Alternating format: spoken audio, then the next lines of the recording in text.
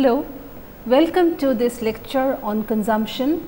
This is part 1 on the topic consumption as seen from a cultural studies perspective.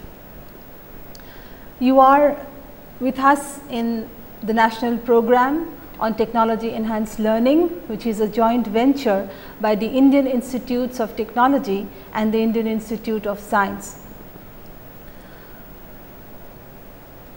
Our area of study is broadly cultural studies, and I am here to give you a series of lectures, about 40 lectures on various aspects, various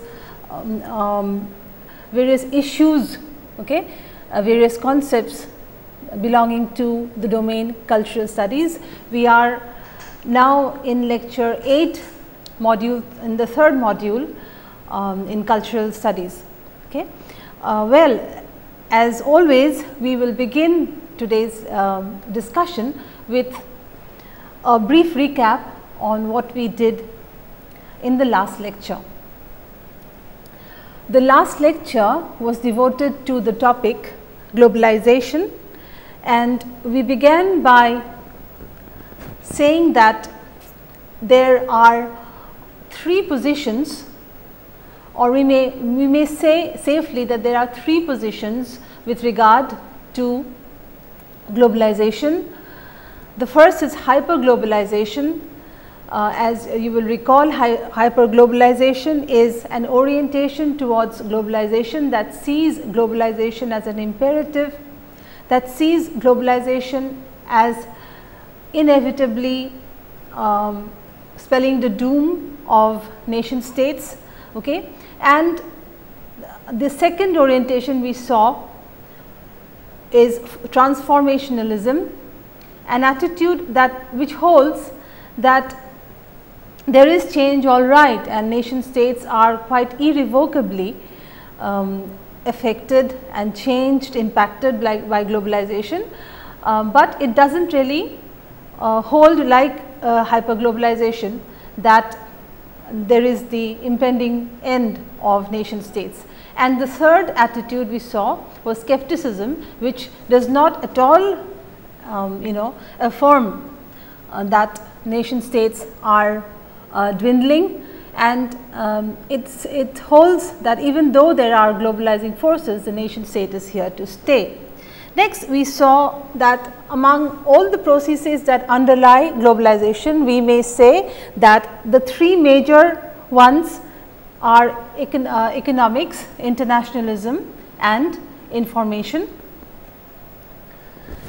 We then saw culture as an economic good. Culture in globalization, studied from a cultural studies perspective, sees culture as an economic good, sees cultural flows also in terms of, sometimes in terms of economic flows, though there are important differences in the 2 different domains. However, we may safely say that culture is also seen or explained in terms of being an economic good. Next, we saw that globalization entails a paradox. This paradox goes like this. Even as the world is compressed, even as the world today is sort of shrinking in terms of being a global village, in terms of easy accessibility. Nevertheless, there is also the other side, which is a widening, a widening through connections, particularly connections to electronic data. So, the paradox we saw in forming globalization is one of both compression and connection, of widening and of compressing.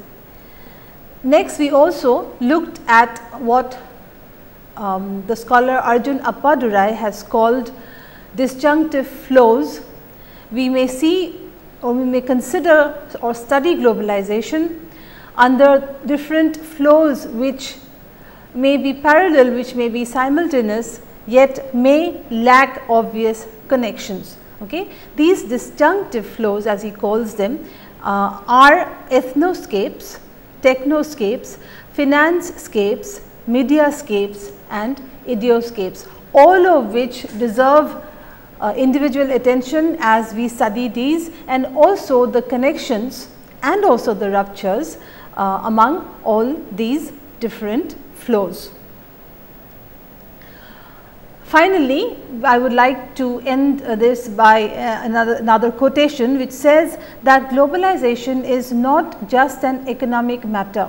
You will recall that we had said that globalization is an area of study which may be looked at from so many different domains. For instance, globalization may be studied from the point of view of economics, definitely political science, sociology, anthropology, even language and literature.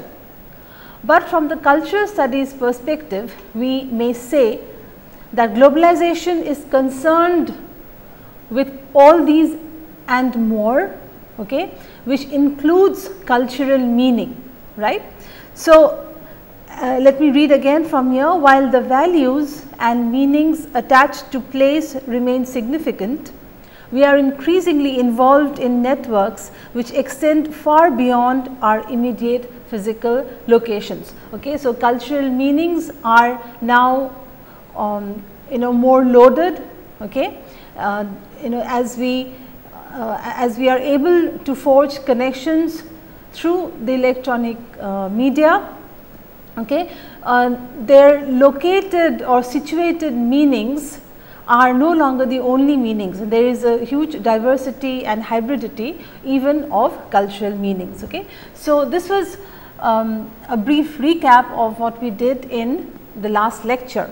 Today, the topic of discussion is one that is immensely important in cultural studies. The topic is consumption, and we shall be discussing consumption over 2 lectures, okay, lectures 8 and 9 in this particular module. So, the study of consumption, again like globalization, is certainly not one that began with cultural studies. Cultural studies being, or at least contemporary cultural studies being a sort of a late entry, so to speak, in mainstream academics, particularly as compared to sociology or economics or literature. Consumption has been a topic of discussion, and there are important critics and important scholars, particularly in sociology, if I may say, okay, who have given very important insights into consumption. So, before we go or delve straight into the cultural studies exploration of consumption, let us look at how consumption has been studied so far. Okay. So, in studying consumption, we find that there may be different stages, okay, in the development of the discourses, and there are changes in the discourses, definite changes in the discourses on consumption. So, in the first stage, the focus, okay, the focus in the beginning stages of studying consumption was on topics like social deprivation, okay, or which classes or which social groups are deprived from consumption, deprived from consuming, who do not have enough consuming power. Okay. So, the study, as you will see here, was focused on deprivation, it was focused on poverty and its consequences for consumption, the buying power of people, or the lack of it in various social groups. Then there was also therefore study on the policies, okay, on state policies on consumption, deprivation, and say measures for poverty alleviation, right. So, the focus, as we see in this phase, was more on not having the power to consume, not having the means to consume. We shall slowly see that this changes. However, in this phase we have scholars like Weber and Veblen, for instance, okay, who studied status groups, right, who, for instance, conspicuous consumption is a very important term in this phase by Veblen, and he studied the consumption, the obvious, very obvious, very conspicuous consumption patterns, right, of people. There was also focus on waste, okay, waste during the process of consumption. So, you see that all these two characteristics, one of waste and one of conspicuous consumption, is one that is not available to to groups of people who are economically challenged, who are deprived of consuming power. And also this phase, in this phase there was attention being drawn and theorizations being made on processes of social classification, affluence and the demonstration of prestige. So, these were the sociologists who belonged to the initial phases of the study of consumption. As you shall see, on the one hand the the discourse of deprivation and poverty, and on the other hand the discourse that focused on waste, that focused on you could say rampant consumption, and also on in a bid to demonstrate prestige, in a bid to demonstrate affluence and one's social class. So, these were the initial attempts at studying and theorizing consumption. In the next phase, we may talk about scholars like Bourdieu and Cassels, and we find, as it says here, a relative refinement. Okay? There is a relative refinement in sociological thinking on consumption, social position and lifestyle, right. There is, as if we may say, a certain sophistication in theory, and which says here of course a relative refinement compared to the earlier phase on thinking on consumption and affluence, on social position. There was also the beginning of empirical study and analysis of data of different classes on consumption.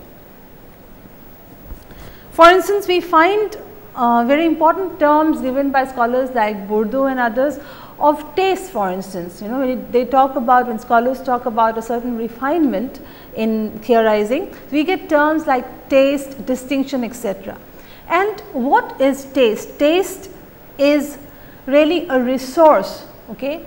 According to scholars, it is within the consumption discourse, taste is a resource with which people try to establish their location, okay, and also to enhance their location in the social order, right. So, taste does not become simply one's preferences, right. It is not simply one's preferences at an individual level. Taste is also to be exhibited, okay. Taste is to be exhibited, taste is to be cultivated, taste in various objects of consumption, okay, be it food, be it furniture, be it clothing, be it different markers, symbols of social status, okay. So, taste therefore becomes a resource, a social resource, so to speak, whereby classes can establish and enhance their social standing within a given social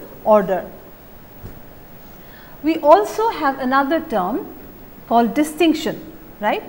Distinction is a term which which is to do with meanings, right, meanings that emanate from different classificatory schemes.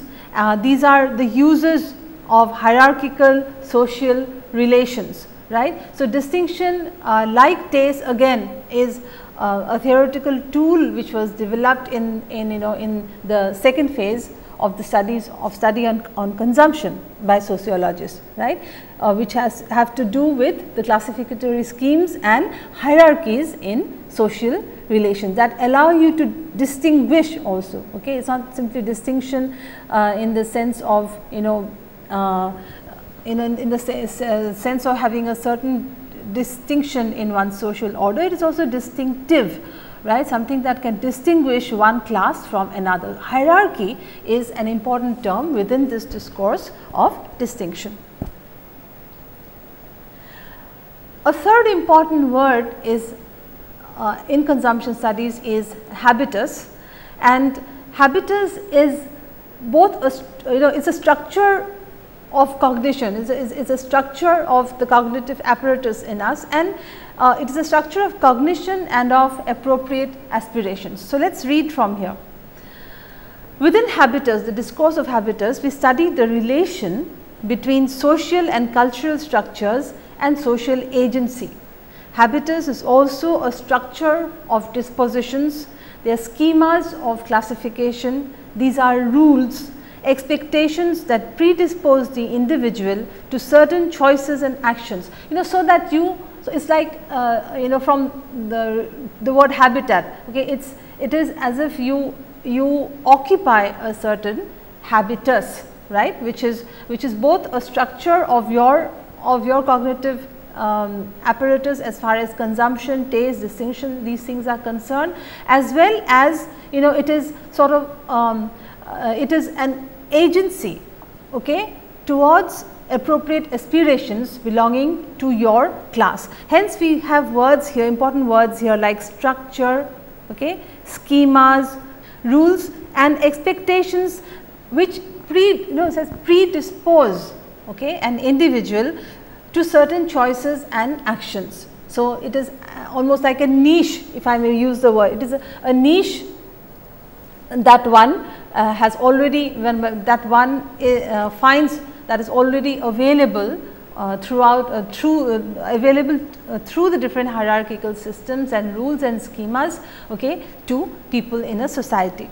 Habitus is acquired through family and community experiences of class structure, as also an individual's everyday experience of class, and it is also formed by long and collective transmitted experiences of the economic limitations of their class position. Okay. So, that the word habitus, the term habitus becomes a tool by which you can explore consumption patterns, consumption cognitions of consumption and practices of consumption of different social classes, right. And we also see how classes coalesce to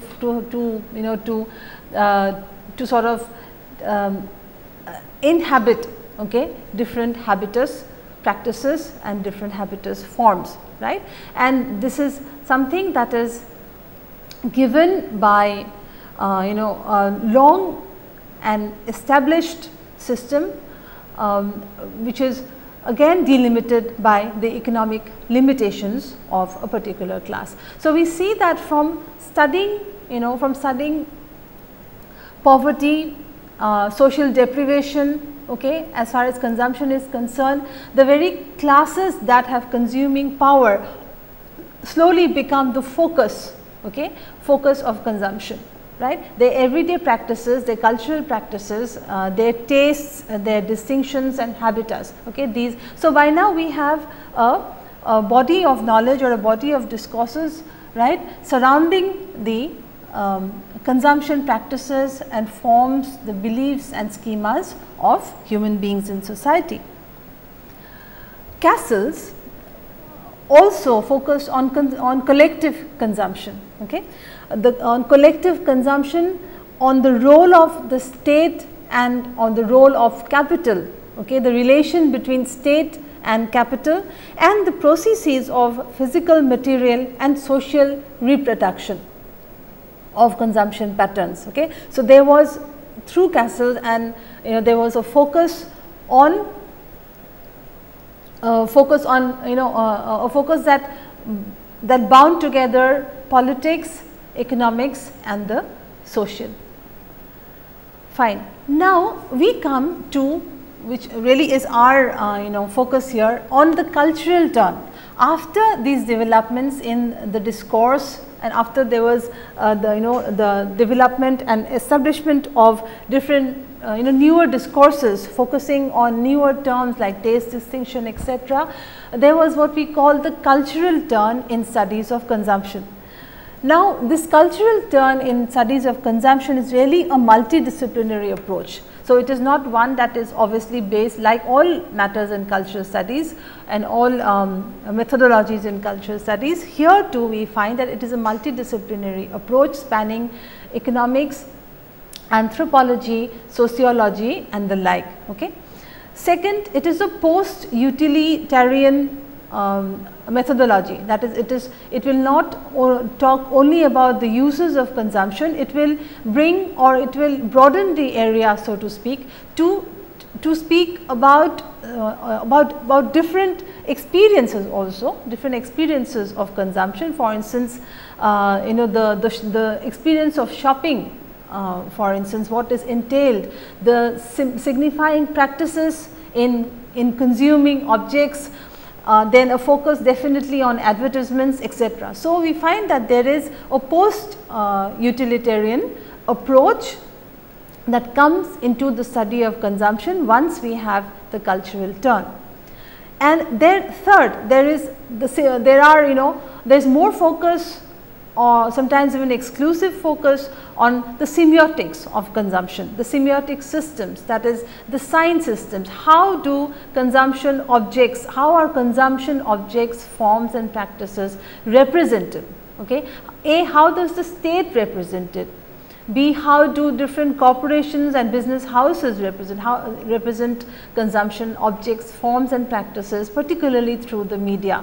What are the signs used and what are the politics of by now you are acquainted with signs signifying systems, etc. And here too we find quite a lot of focus really on the signifying practices of consumption. Okay. So, what do signs stand for? The politics of the sign. Next, number 4, the use and meanings of goods. Okay. So, in this post utilitarian schema we find that it is not that we do not talk about the use of goods, but also the utility of goods is strongly studied in reference to the meanings that are produced about goods. Okay. Any product, any commodity, and we will be talking about commodity on in another lecture, but a commodity is not simply something that has utility for us. Okay.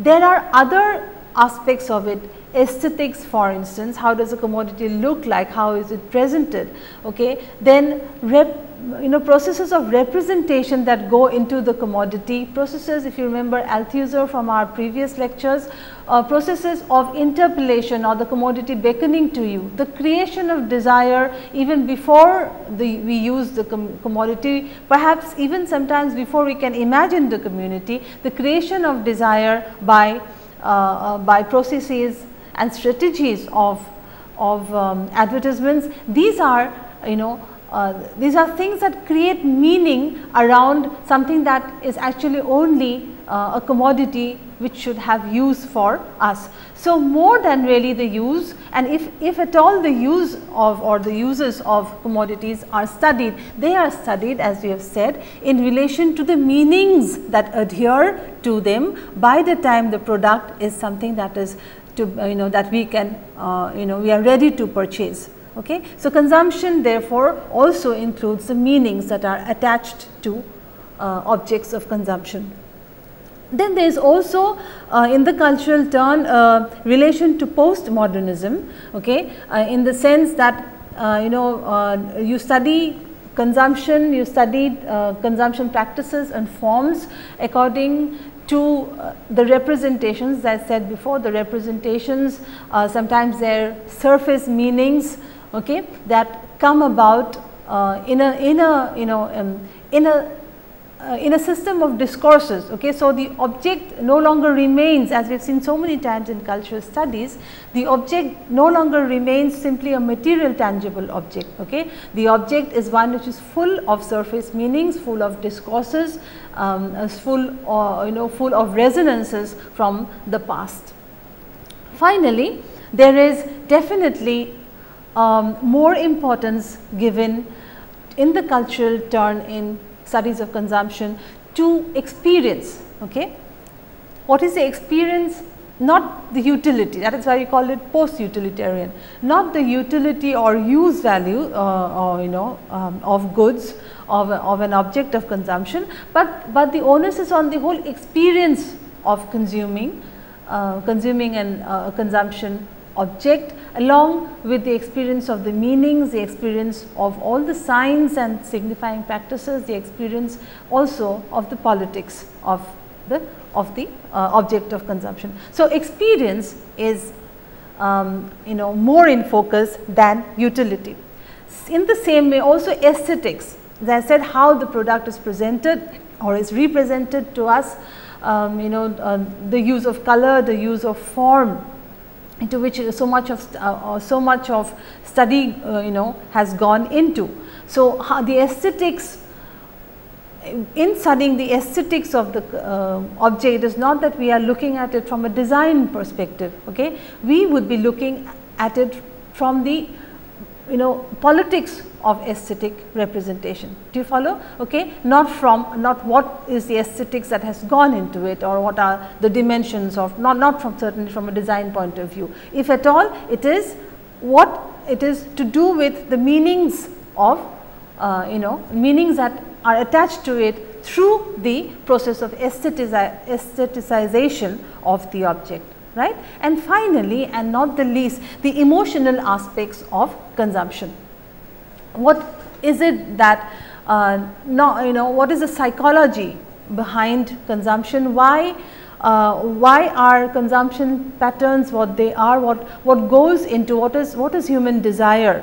Okay, for as far as objects of consumption are concerned. Fine. So you see again that there is definitely not just a broadening of the area, the broadening of the scope of consumption studies. There is almost, as we say, an explosion, okay, in this field with the cultural turn. Okay. So, to sum it up, what are the aspects of the cultural turn in studies of consumption? That it is post-utilitarian, not to do only with the use value of an object. Okay. It is more to do with all the meanings that have been invested in these products, in these commodity, okay, right, and how they are represented, what are the politics of representation, of politics of aesthetics, and of experience, and what are the emotional investments. Okay, so you can see how it is leading to a different route altogether in the study of consumption, which we do not really find, at least we do not find it to be the central concern in sociology. Okay, so there is the difference here. Now, I would in this slide would like to quote from scholar Eva Illouz in her essay, The Volatility of Stability, Emotion, Consumption and Imagination. This is what would form would point more towards cultural studies, even though this may be an essay from sociology, that this is in the study of emotion, consumption, of imagination. Okay, this is more in line with the cultural studies methodology. So, let us see what is given here, and this here she says, the seeming paradox of the stability of economic organization and of volatility of consumer desires can be accounted for. Now, A here is that there is on the one hand a stability of economic organization as far as the production of commodities or production of goods is concerned, and on the other hand we see a volatility. Okay, we see that it the pattern of consumer desires is not static, it is not it is not, and it perhaps cannot be well organized like the economic organization of consuming, okay, of producing and distributing consumer goods. So, there is a paradox A, which is which is the stability of economic organization and the volatility or ever changing patterns of consumer desires. Now, how do we account for this? Now, this would be a question in posed by a cultural studies scholar. So, this can be, as she says, this can be accounted for by examining the emotional dynamic of consumption. So, she says here that it is you cannot get to an understanding or you cannot get to an explanation or accounting for such volatility and stability at the same time, okay, by looking at for instance say economics. Okay. So, she says that you will then have to look at the emotional contours of the consumption process. This can be accounted for by what she calls the emotional dynamic of consumption. Further, she says emotions are an essential, though or albeit unacknowledged, ingredient of the dynamic of consumption. So, there are scholars therefore who have recently brought home to us the need to look at also the things like emotional aspects of consumption, which was perhaps not at least the central focus in earlier studies. So, emotions are an essential albeit unacknowledged ingredient of the dynamic of consumption and constitute the self-sustaining mechanism of the perpetually moving sands, she puts it beautifully here, the perpetually moving sands of consumption. So, once this is admitted, once this becomes the focus, interestingly it also is something that is all too quickly harnessed by the producers, by advertising concerns, okay, to sort of harness or to grab the emotions of or to capitalize on the emotions of the consumer.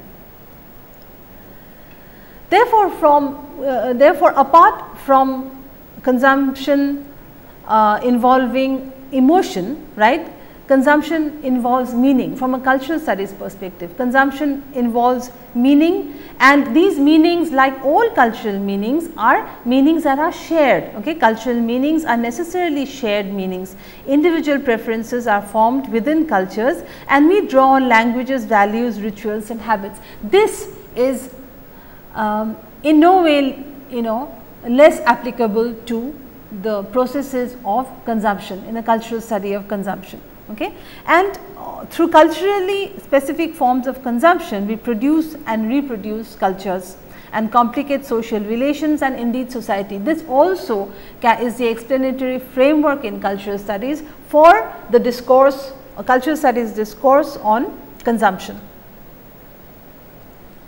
So, finally, if all consumption is culturally meaningful, then phenomena, for instance like eating out, cannot be seen as being simply functional or as a matter of plain convenience. Now, this is a topic of eating out, which would be our focus in the next as a cultural practice, as a consumption practice in our next lecture on consumption. But the point being made here is any consumption practice, an act of buying, an act of deciding to buy an object, to consume an object, an act of preparing and planning to buy an appliance, for instance. Okay, these are again not simple activities that we do. They are not just functional activities, they are not activities that we use for our utility, to something that will enhance our utility. That is the point being made by cultural studies. Okay, it is not simply a matter of convenience,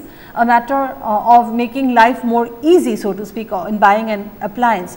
All the peripheral things are also most important here, right? The emotion that goes into building the desire, okay, for an appliance, the meanings that are attached to a particular appliance, right, or a particular practice like eating out, for instance. Okay, these are things that hitherto have not been pointed or at least things that have not been the central focus in consumption. So, cultural studies therefore looks at consumption, to sum it up, looks at consumption not as an act whereby we approach an object only by considering its use value, its functionality, or for the convenience is going to bring to us. There is so much more than this, particularly from cultural meanings, collective cultural meanings, collective cultural decisions, okay, that go into the process of consuming or consuming objects. Now, we shall go on to consider another scholar, Baudrillard, on consumption, and quickly we shall see what he has to articulate, okay, regarding consumption. Interestingly, he says, we consume, therefore we are. Obviously, this is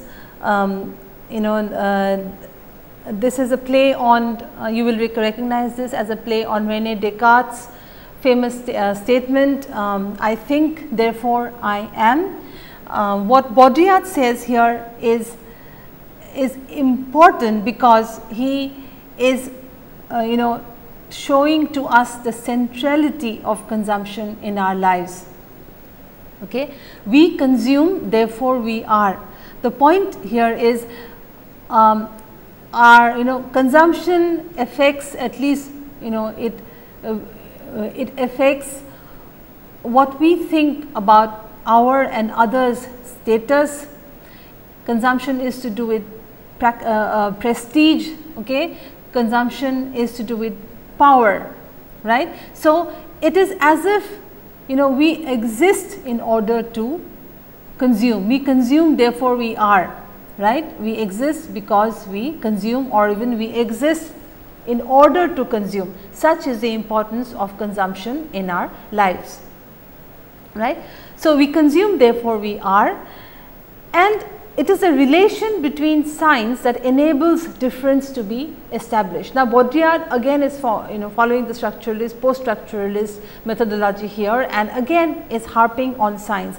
The relation between signs and the difference, right? Difference that objects signify.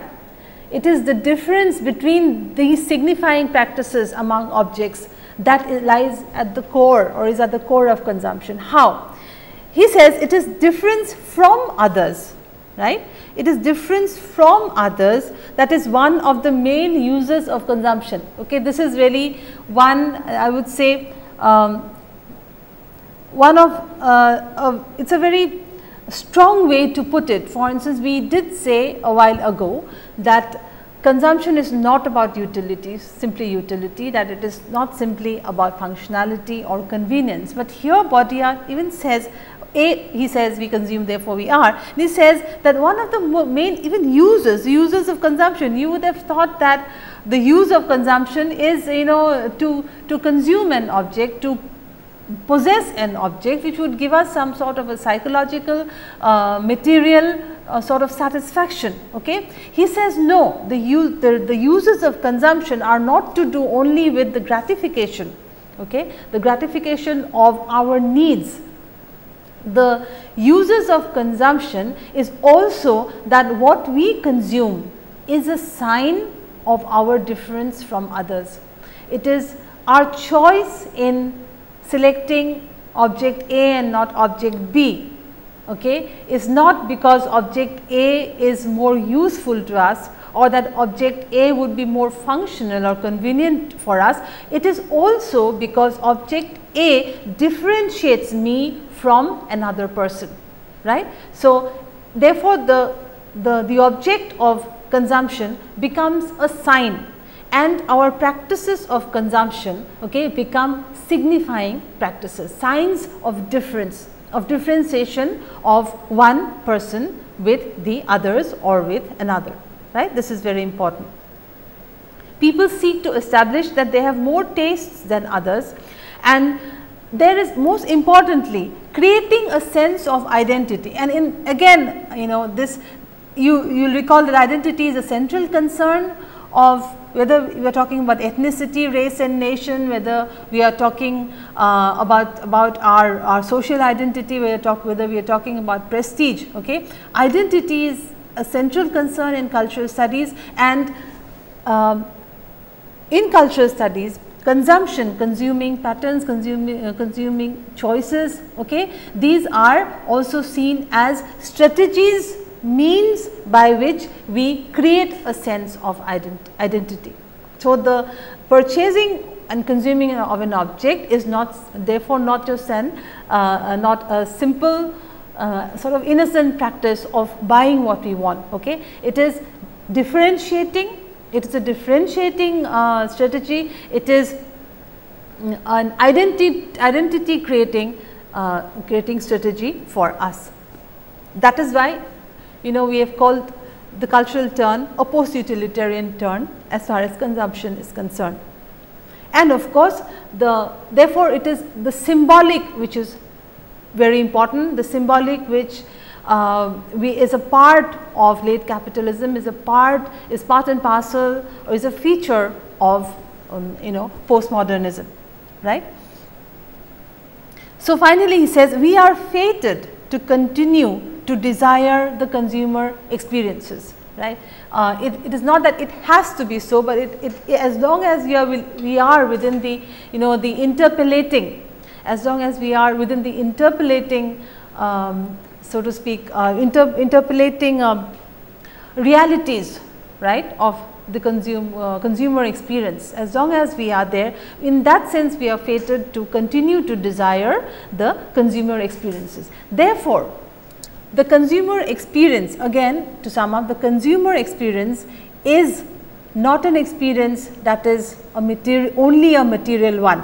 Okay. Cultural studies would say that what lingers on even after something is materially consumed is the feeling of having created an identity for oneself, the feeling of having established or enhanced, right, one's status through what? Through a system of differentiation using that object, okay, using that object as standing for or using it as a symbol or a sign of one's status or hierarchy or place in hierarchy. Okay. So, in that sense, Baudrillard says we are fated to desire the consumer experiences, because again, because it means so much more than simply consuming something materially and gratifying ourselves materially, at least in a material sort of way. Okay. There are in addition the meanings which are so important for us. So, I hope you have you know, have an idea by now, a fair enough idea by now of how we are moving from earlier ways of looking at consumption, particularly in sociology, to a cultural turn that deals with meanings, signifying practices, systems of differentiation and representation. Therefore, this also leads to another critic in the structuralist, post-structuralist school, Roland Barthes. You have come across some of Barthes' formulations in previous lectures. Roland Barthes too, following this way of thinking, declares that the function of an object, okay, is not simply, you know, the fulfilling of one's desires. The function of objects are part and parcel of semiotic systems. Okay. It is, again, what is interesting here is even functionality is, you know, by Barthes, Roland Barthes, it is also related, he says it is also related to the systems of science, or what he calls the semiotic practices, right. So, even functions are, objects are there to function as part of semiotic practices, right.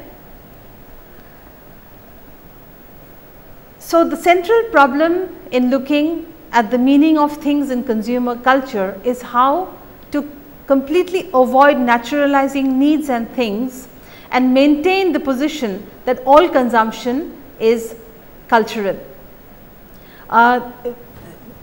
Obviously, it is, we have to avoid a naturalistic sort of framework in our understanding, okay, because meanings of things do not lie, so to speak, in the material object itself, in the sense that meanings are attached, okay, meanings are attached. They do not, objects do not come to us ever in pristine forms that have no meanings attached to them, okay. So one of the problems, if you want to culturalize consumption, that is, if you want to study consumption from a cultural studies perspective, is this, that you have to show that things cannot be naturalized. Well, we will stop here as far as the articulation of the cultural studies orientation to consumption is concerned. There will be more about consumption in the next lecture, when we will be talking about consumption by referring to one form of consumption practice, the cultural practice of eating out, where we should see how to theorize eating out from a cultural studies perspective on consumption, where we shall see these as not simply functional or even matters of convenience, and we shall see what goes into building a discourse, right. So, in the first part, or the discussion on consumption, I tried to show you how the discourse of consumption has changed, and how it is, like as with all studies, cultural studies methodologies, how this is also, consumption also is concerned with processes of representation, with processes of culturalization, of identity formation, okay, of a way of looking at objects from a completely non or post utilitarian perspective,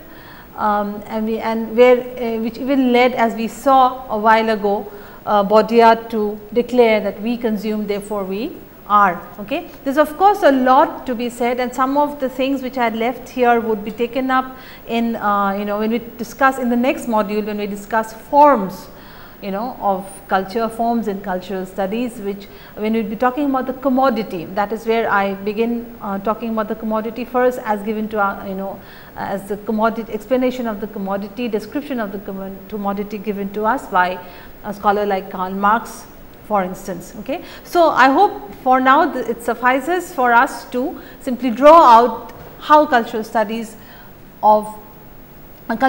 approach to consumption is different from a sociological or economics based approach to consumption. So, let us look at a few questions here. Now, if you get a question like this, what are the phases in the study of consumption? We know from our discussion that there are phases of studies of studying consumption before the cultural turn, and in the earlier phases we saw, which are characterized by scholars like Weber and Veblen, for instance, okay, we saw that there was a focus on poverty, focus on the social deprivation as far as consumption is concerned, how people do not have access to consumption. There was also, on the other hand, apart from the discourse on poverty and consumption, there was a discourse on excess, right, discourse of excess in excess in consumption, where we have scholars like Veblen talking about conspicuous consumption by some classes, and on waste, the discourse of waste, and how these led to social classification, the issues of issues of affluence, of prestige, of terms like for instance in the following phase, terms given to us by Bordeaux and others of taste, terms like taste, terms like distinction, and the a growing sophistication in the discourse, or way, or as a scholar put it, a refinement in talking about about consumption in sociological terms, okay, thinking of it in terms of social position and lifestyle, okay, and hierarchies in our social order, and also there is an empirical turn in this phase in studying consumption practices.